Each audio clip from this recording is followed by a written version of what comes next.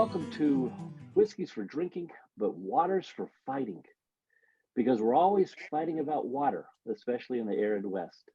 And we're here talking about different things that kind of we're fighting over about water. So we got the virtual roundtable here, just like we usually do. And so we're going to go around, just do a quick introduction of who we are and where we are calling in from. John, kick us off. Where are you? Hi, Jeff. John Robitaille, CEO, Encore Green Environmental, Director, Carbon Asset Network. Coming to you today from the center of the Wyoming universe, Casper, Wyoming. That's right. It's magnetic, isn't it? Magnetic north, I think. Really, in actuality, yeah. No, it's absolutely true north, right here. True north. That's what I've heard. And Darren, you're just west. You're just west of north or east of north, right? Or higher elevation, I guess, at least. Yeah, Jeff. I'm in just outside of Laramie in beautiful Jelm, Wyoming, and so that's a little south of John, but higher in elevation. There you go. I'm the Chief Technology Officer with Encore Green. Marvin, where are you calling from? Hi, I'm Marvin Nash. I'm the senior advisor and co-founder of the company. I am in the beautiful city of the capital of Wyoming in Cheyenne. Actually, that's we actually have our own little designated area here. We are in the Ranchettes, which is about 5 miles north of the Capitol building itself. But just say Cheyenne, Wyoming for demographic purposes. Very good. And Neal? Hey, well, Darren and I have John boxed in because I'm further north in Billings, Montana. I am the Director of Agronomy for Encore Green and Carbon Asset Network. Very good. Thank you. I'm Jeff Holder, and I'm calling in from Los Angeles. I grew up in Georgia. When you say you're going to move to LA, that really means Lower Alabama. But actually, I did go to Lower Alabama, and I actually ended up in the La La Land part of the country. And I'm the director of Synergy for Ecological Solutions, the nonprofit who is working toward climate wellness through soil health. So, John, tell us about these ponds. What were they intended to do, and how do they kind of work, and also kind of what's the downside of them? Well, Jeff, these large reservoirs. I don't know that when I say a pond, I refer to something rather small. These are really disposal reservoirs in my mind. They're very large. They're typically not very deep, and they're also highly regulated. They're regulated by in Wyoming anyway. They're regulated by our Wyoming Department of Environmental Quality. Where they have to be lined with a very thick plastic rubbery kind of liner to ensure that they don't leak and contaminate any groundwater that may be within the area. There's also monitoring wells around the disposal area to ensure that there is no leakage into the lower groundwater. But really what they're designed to do, they're designed to take the water from the wells, whether they're after a fracking job or they're just simply producing, they take that water and hold it in these reservoirs, and they're intended to evaporate the water away. Now, what typically happens, Darren is our chemist, he can get into much greater detail, but what typically happens is as the water evaporates, the constituents in the water tend to build up, which slows the evaporation process. So over time, you lose that ability to evaporate water quickly, and therefore you either need to pump it off, do something else with it, or build another reservoir to increase your ability to to help these producers with their produced water. So they are very large, and they do take up a lot of space. Now, what we have in Wyoming is in state lands, we have a grazing program where the landowner who is near the state lands can actually graze that area for a price per animal unit, which is a cow and a calf, and it's based on a formula, and they can graze that. But what we've seen in the near past is some of these state lands that were grazed are now being offered to these disposal companies for these large ponds, taking away the grazing ability of the rancher nearby.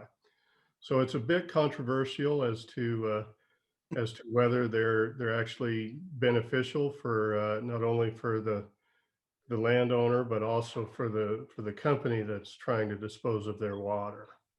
So that's just a brief introduction as to what they are and what they're intended to do. Yeah, so the producer essentially dumps the water here, hoping that it's going to evaporate. That's how they don't know what else to do with the water. They're going to dump it there. Is there any difference? I mean, this is one of the things that, like, a silly question, but I've always kind of wondered in the back of my mind. I can see how in West Texas, in the Permian Basin, that you got West Texas. And so I imagine things evaporate pretty quickly, or faster than maybe in Wyoming or further north. Is there a rate, like, hey, they're more efficient, these ponds are more efficient in hotter areas than, I mean, isn't that also just kind of part of it, that West Texas, man, it's always burning up?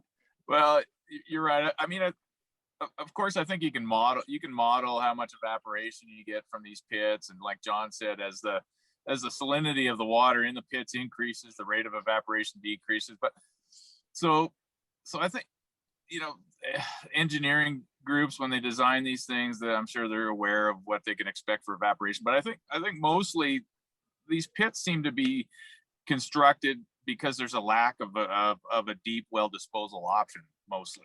So it doesn't make sense to do them in Canada when there's a lot of ice on periods, so you're not going to get any evaporation during those periods. And sure, it's true, dry, low relative humidity and windy areas like West Texas and even Wyoming, they're popular in Wyoming, but mostly they're popular in areas where other disposal options really don't exist. They're probably the least preferred. They're probably the least preferred method of disposal. Like John said, they're big, they're expensive. There's high liability. They've got polymer liners in them, and you can imagine, as those are constructed, those are long sheets of plastic that are welded together, and they're notorious for having integrity problems.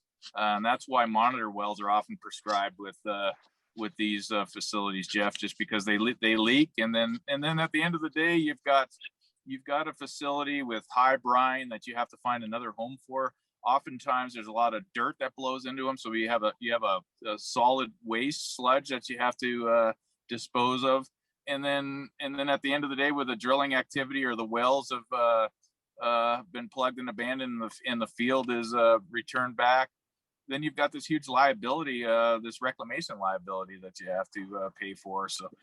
So they're the least preferred probably method of disposal, and you'll find them when no other option exists typically. Yeah. So not to mention, they typically bring the water to these reservoirs in trucks. So what you're seeing is a lot more traffic, not only on around here on a bunch of dirt roads, but also on the highways, which in some of our more rural areas really frustrates the local folks, because it's something they're not accustomed to, all that traffic. So you said it was the least desirable. Tell us what what is the most desirable historically, because really all this is changing now. We're in a new era, really driven by a lot of things, and we'll talk about those. But what is the other method? We're just kind of painting the background here. The most desirable and therefore the most common method of disposal is through deep well injection. And and those are also, they're also highly regulated, but the water is essentially returned back deep underground. And there's some well-designed requirements to allow you to do that. So there's some volume and pressure requirements that an operator has to adhere to, but it's really kind of out of sight, out of mind kind of operation. So, and typically where there's oil and gas production, there's geology that's suitable for disposal. Now we know that disposal wells, they have a finite lifespan, and there's quite a bit of maintenance that's required for disposal wells. They don't just take water indefinitely all the time without any kind of maintenance. You have to manage disposal fluids with different chemicals to make sure that you don't cause damage to the what's called the skin of the well, the area between the right at the well geology interface. If you get fouling in that part of the well, that you could really limit your injection volume. So there's constant chemical maintenance, and then there's a need for what's called mechanical integrity testing periodically to make sure that you don't have any integrity problems with the piping that's in the well. And then in some areas, as we've learned, if there's a concern around what's called induced seismicity, primarily in the mid-continent, Jeff. And really, induced seismicity, what that really means is that the faults and fractures in the geology in that part of the world are under stress already. And when you inject fluid into these reservoirs that have stressed faults already, oftentimes you can trigger seismicity just by changing the pressure profile underground. And that's become a big concern in areas like Oklahoma and North Texas, and what that precipitates is the regulators need to step in and start reducing the amount of the disposal well permits that are available, and also to reduce pressures and volumes of the wells that are already in operation. So deep well disposal is like I said, out of sight, out of mind. It's the standard for produced water disposal, but it's getting a lot more scrutiny, and we can really, I think we can really project that the popularity of doing that is decreasing. And then it just brings up another question about, once it's pumped into the ground, that water is essentially removed from the hydrologic cycle. And what that is that's the you evaporate it, it goes into the clouds, it rains, it precipitates. So that water's gone essentially forever. And there's much better options for that water. And that's the beneficial use really that we're gathered around, and that everybody here on this podcast works on every day. So Darren, I want to play that, because there's whiskeys for drinking and waters for fighting. That title itself generates controversy, and I want to be very controversial here, not attacking Darren Smith or attacking the engineering world. Many times energy companies will take an abandoned well, or a well that was supposed to have produced oil that for whatever reason did not, and they get that permitted to use as a deep well injection. And they tell us that it's going down into this cavern, or it's going down into this place. And my question has always been, okay, time out. You got $12 million or $15 million or $20 million worth of investment money from your investors on the auspices that this place you were going to drill this well was going to produce oil or gas. And that's what all the geology said, and that's what all the scientific data said. Help me feel comfortable that you already screwed up once, not you, but the energy company already screwed up once, because it didn't make a well, and it was a quote unquote dry hole. How do we know that? I mean, we know that there's not oil in that cavern, in that cavern there, but how do we know it's safe to put the water in? That's always troubled my poor little old cowboy brain of, if you didn't get it right the first time, tell me why you got it right and that water's not going someplace it doesn't need to go. Hard to answer that question. Really, the demonstration that's made to permit a disposal well is there's requirements around establishing some confinement in the geology, but your point's a good one. I mean, if that you know, it's kind of based on best available information. If you have seismicity data, or I'm sorry, if you have well log data, you provide that, or you provide whatever you have around the geology of the well.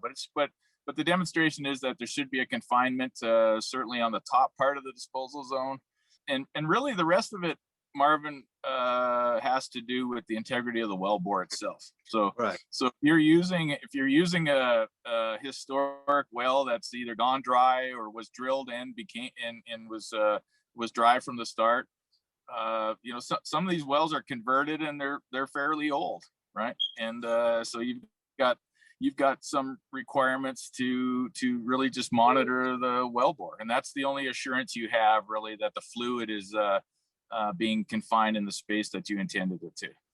There's really not much more than that. So it's based on best scientific practices that are available to mankind at this time. But Yeah. at the end of the day, you really can't look down there. So once I love your out of sight, out of mind. Once it's out of sight, out of mind, you really, you think scientifically this is where it went, but who knows for Yeah. sure. And then I'll, you know, I guess the other assurance or confidence that regulators have is that pressures are regulated. So so you can't really exceed what's called the parting pressure of the geology. You can't really push it into the ground at such a pressure that you would create cracks in the geology, or push it into places that that would require the rock integrity to be compromised. So injection pressures are regulated, and that provides some assurance that it's staying. I mean, and then also, you know, typically you can't put it into reservoirs that are the quote unquote usable. So the biggest issue with disposal wells when it comes to aquifer contamination is problems with the wellbore integrity. Right. Yeah. Okay. Well, whoop whoop for beneficial use. I hope the Environmental Defense Fund and the Powder River Resource Council is watching our podcast, because we should be their number one fan, or they should be our number one fan, that we're trying to say there is another way to do this. And if you're unless your total objective is the complete demise of fossil fuel, and I can't argue that point with them. If they just want to do away with fossil fuel, sorry, can't help you. But this team that's on these podcasts can scientifically say there is another way to do this. And I think the vote from Exxon last week, where they put 2 environmental people on their board of directors, the demands from the court system for Shell overseas and stuff, is saying to everybody that's watching or thinking about the energy industry, we need to figure out a better way to do this. And I think that's what we're talking about. At the end of the day, everybody's talked about it, but doesn't it always, and I'll kind of pitch this one to Darren and John, but to Neal, because Neal's had to come up with the agronomy and the soil science to make the water work. But at the end of the day, it all comes down to economics, doesn't it? I mean, at the end of the day, isn't that what it's all about? But my question is, what is the economic threshold for protecting our soil health and our climate wellness? Can't quote you a number, but the value of using this water. Let me just start by calling out a kind of an irony from what we've already discussed. But so we talked about disposal pits being located. The most successful and the highly effective disposal pits or reservoirs are in dry, windy climates, and so those are exactly the places where the soil needs water, right? And so that's one irony. But so you're asking for enough. So there's, to put a number on it would be difficult, Marvin. But it's important to recognize that that fresh water on soil for climate health, the very things that we work on every day, has a value, right? So the economics of disposal shouldn't be dictated by the lowest cost option. it should always contemplate the value of the fresh water on the soil and the benefits that provides. Yeah, John, from a range management, which your degree and stuff is in, which is a little different than Neal's expertise of agronomy, but from a range management, where does all this fit? You know, interestingly enough, what Darren was just talking about, it all goes back to ESG, which these companies are now really paying more attention to, and so I think that's very critical to keep in mind. Another thing that, you know, I spent 30 years in this industry, and it was always troublesome to me to think that this water was being re-injected into a reservoir that is so deep in the ground. The lifting cost alone makes it uneconomic to pull back out. Not to mention that it's being injected into a reservoir that is of worse quality than the water that's going into it. So if you were to figure out a way to lift it in such a way that makes it economic, you would also have to treat it, which there again would just drive the cost too high for agricultural use. So from a range perspective, if we take that water before it's re-injected, it's already been lifted. It was lifted for purposes other than the water. Why can't we take that water that's already on the surface? It's already been pulled. We can take it, we can treat it, and we can use it to improve range. We can use it to allow for stock ponds in various areas to better utilize their grazing practices. We can increase herd health. We can increase stocking rates. There's so many things we can do that would improve the range in such a way that everyone can benefit, and we can do it in a way that makes the company look good to their shareholders. We can do it in a way that improves the relationship between the landowner and the company, and we can do it economically. Yeah, I like that, John, too. I mean, we can kind of think of this produced water or byproduct water or frac flowback water as a gift, right? It's water that wouldn't otherwise be available to us if it wasn't for the investment in the oil and gas well, right? So, and because of the value of the commodity of oil and gas, then it gets lifted to the surface. So here's a source of water we wouldn't otherwise have, and the most of the costs of getting it to the surface have already been sunk, right? The wellbore cost and the lifting cost. So what a shame not to make use of it. Neal, quick question. So we've talked about Darren on the engineering side. We've talked about John on the range management with 30 years in the industry. The question that always comes up, and I've been doing this, probably have had more conversations than probably anybody in the United States, just because of the path we've gone down. But Neal, at the end of the day, can the water be used for beneficial use for soil health, which equals climate wellness? As an agronomist, can you figure out what the soil needs? Can you figure out what the water needs to look like? Can you figure out how many inches we need to put on per acre? We're often demonized because of some of the concerns that happened 15 so years ago in the coal bed methane.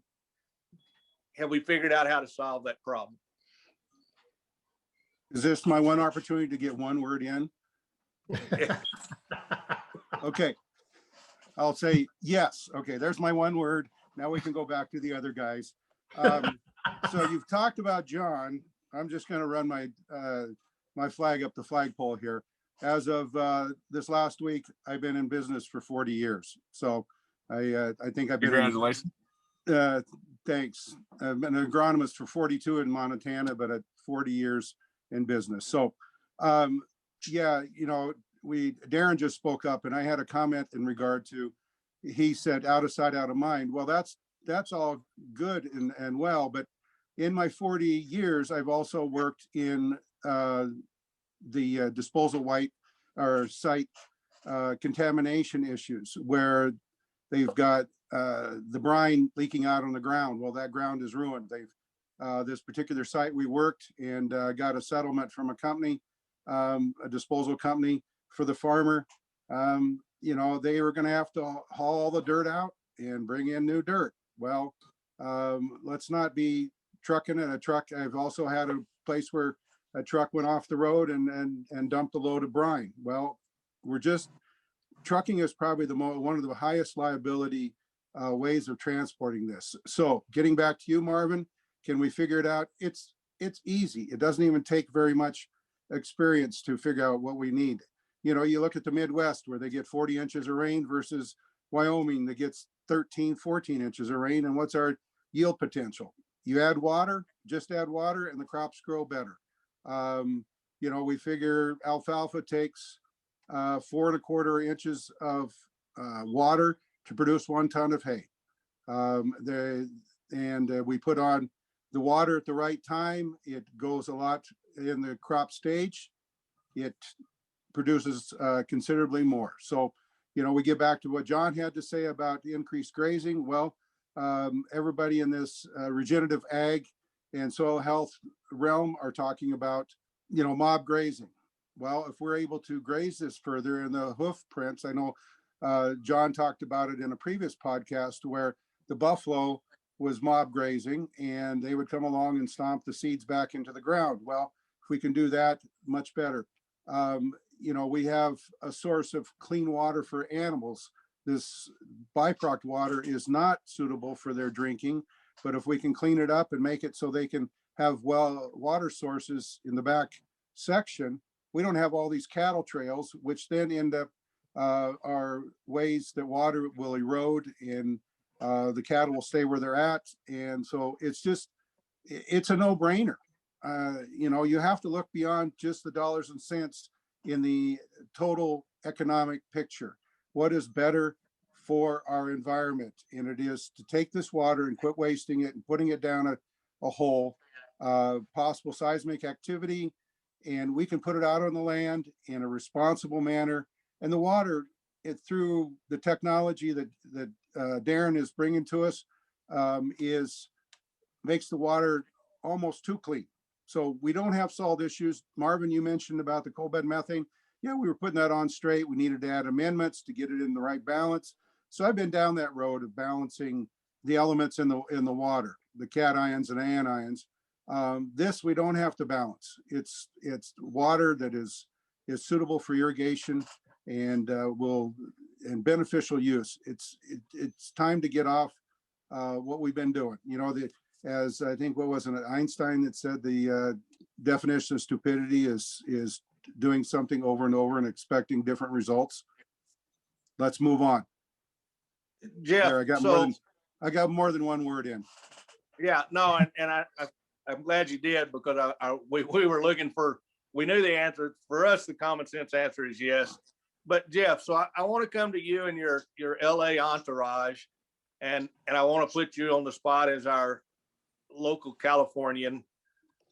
How do we message? What is the message? What makes all of your neighbors that have no understanding of this whatsoever?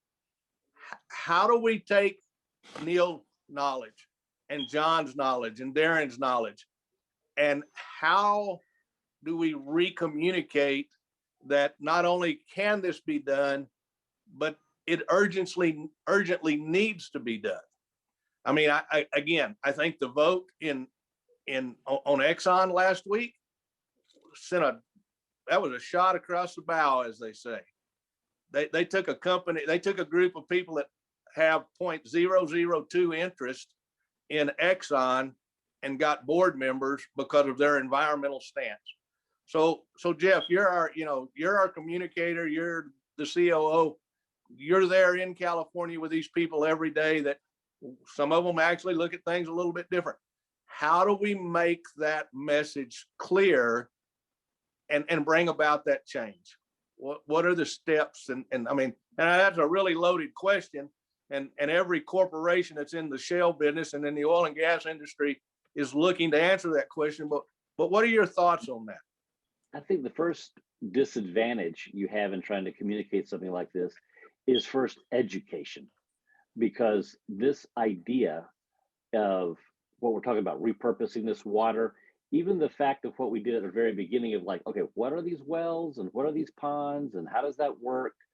Essentially, I think a lot of people who are not in the areas where this activity is actually going on, or they're not in the oil and gas industry or all of its related industries, there's a sense of, I don't know how it works. Like to explain what I've been doing with you, Marvin, over the last handful of years to my friends, you start at, okay, well, see, when you have an oil well, yeah, okay, well, what you do is there's actually, when you're fracking it, yeah, and they don't know what fracking is, and that's just a bigaboo word, and you got to explain what that is.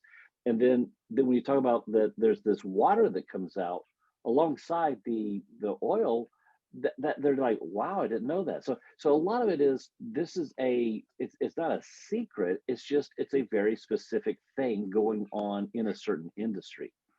But so there's an education that goes on, but amongst those people who already know how it works, there's a further education that's needed, because there it's almost like a re-education. And in some ways that's kind of harder, actually, because you start talking to someone, they go, oh yeah, no, we have that solved, but what to do with this water? We just, we do ponds or we do injections. Like, no. There's this better way, right? So you're having to re-educate those folks. But for the people who, they kind of are starting at zero. And so the challenge and the opportunity is that they don't know what we're talking about. So it's in many ways easier to tell something brand new to someone than to try to change their mind about it. Now, so the folks that, are just my friends and family and things like that, they're not in the oil and gas industry at all. And there's not a driving need for them to know these things. And unfortunately, then the messaging that they read, like the outlets that they read, where they read, isn't communicating this. So the real thing says we've got to get conversation. That's one reason why we're having this conversation in the form of a podcast, because then it can be easily listened to or watched, and people are able to kind of get understanding a little bit more. But the Exxon thing is a culmination, though, of, let's just remember, actually decades of lobbying and working, and it's water over a rock kind of a thing. So we're seeing the fruit of all the kind of radical anti-fossil fuel thing that's been going on for absolutely decades. So we live in a different world now than 1972, right? With Earth Day starting and all that kind of stuff. We live in a world where we are able to message faster. Yeah, but it's also a cluttered world. And I think really that John hit on it earlier. That whole ESG movement is being recognized by producers as a way to improve their reputation, really, right? And I don't think it's, people don't have to understand the oil and gas industry the way we do to understand that.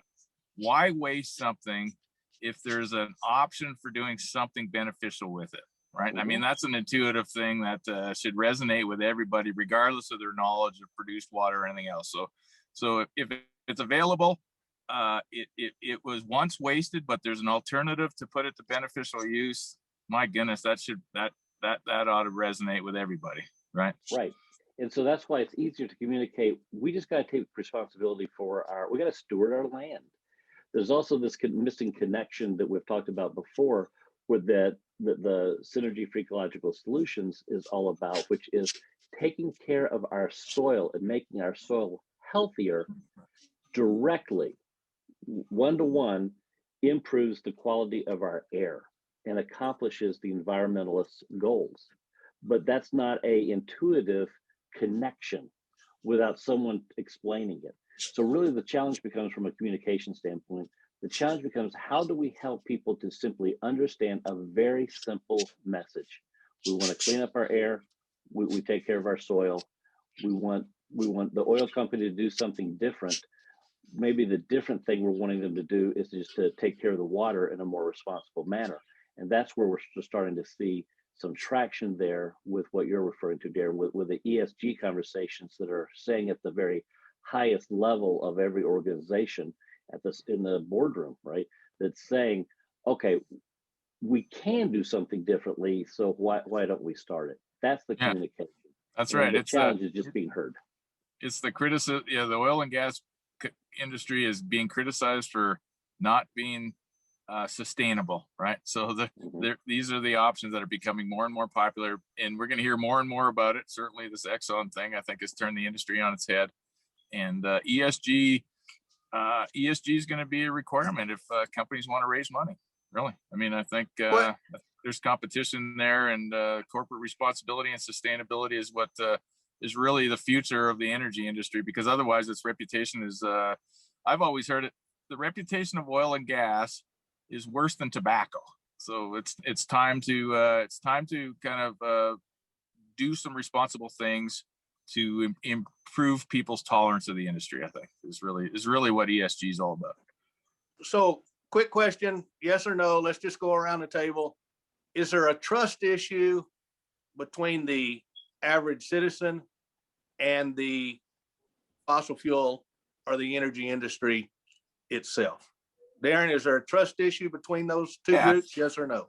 Let me give you a bit of a long-winded answer. If there's a trust issue, it's because I think the anti-oil and gas groups have demonized the industry for such a long time.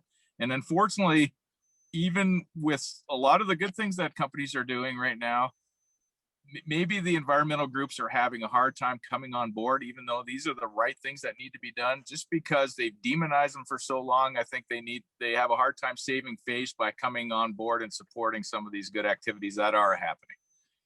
John Robitaille, you worked in the industry as a representative for energy for 30 years.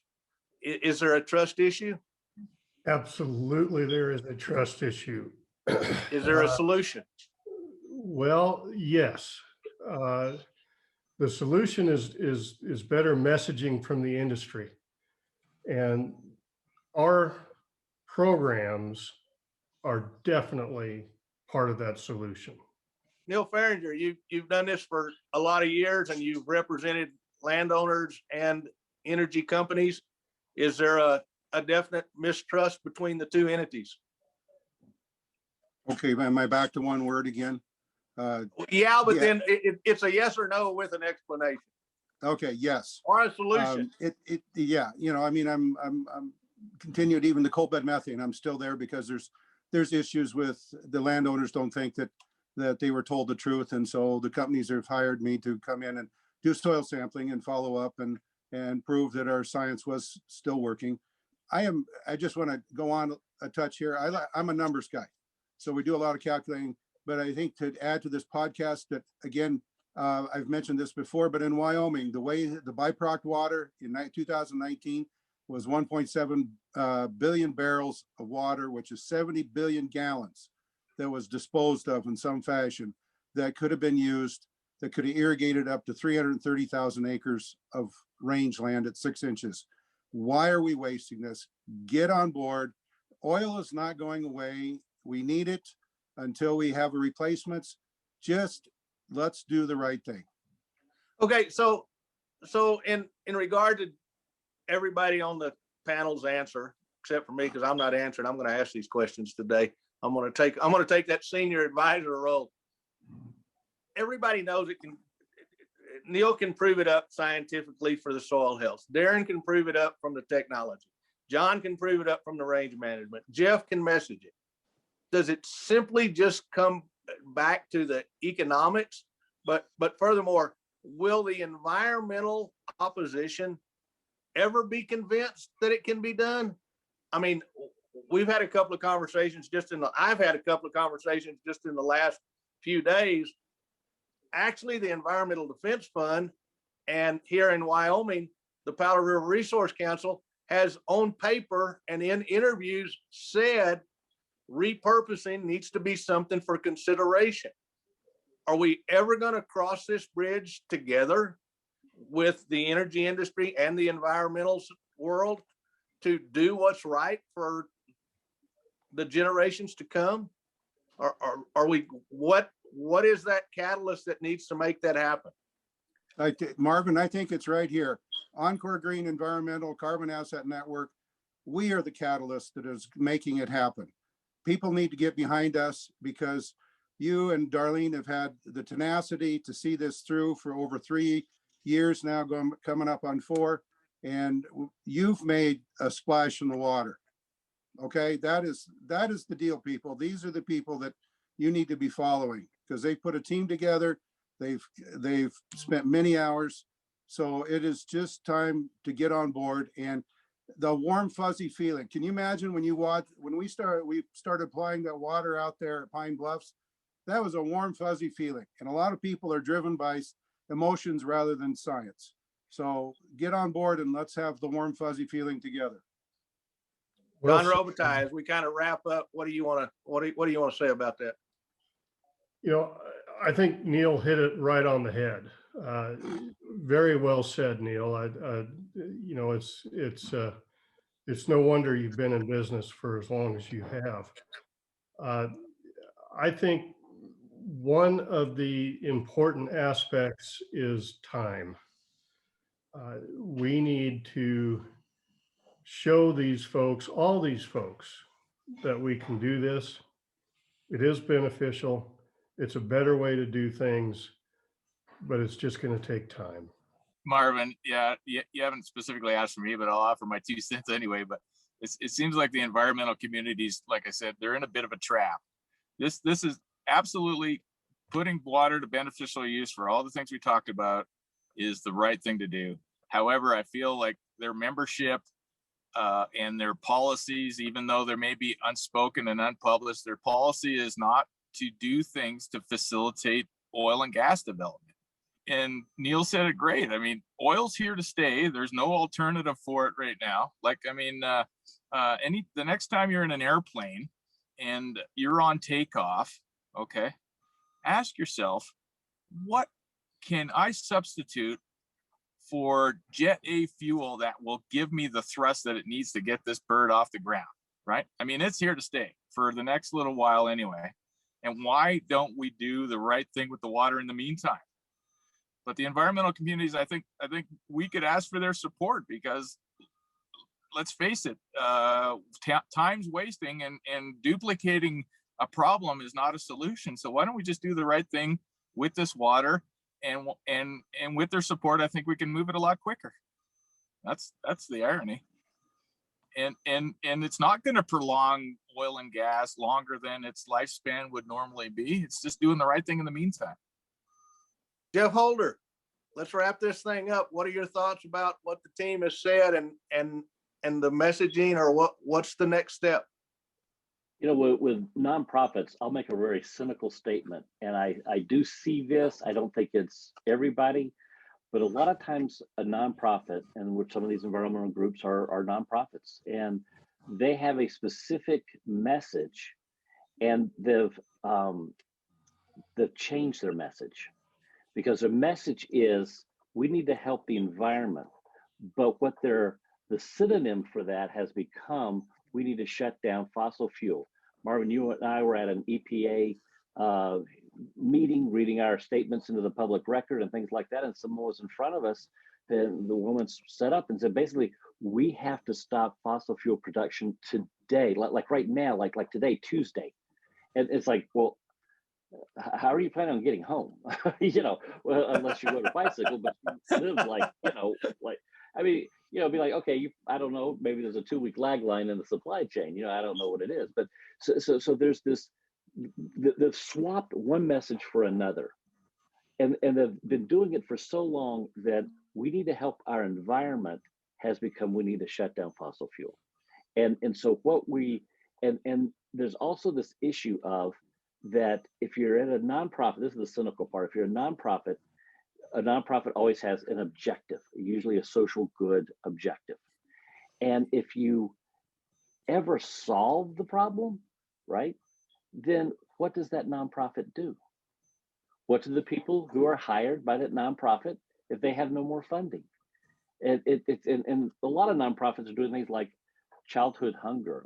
I work for a group that work with that. Okay, that's a systemic problem throughout the world, and there's just always going to be poor people. I mean, there's just because of all sorts of reasons. It's a complex issue. So you almost never go, hey, you know what? Everybody's fed because everybody's fed today, but you know what? They're going to be hungry tomorrow. And so those kind of nonprofits have an ability to always just, hey, the problem is always with us. But some of these where it's like, no, we gotta measure some goals and we're gonna do it.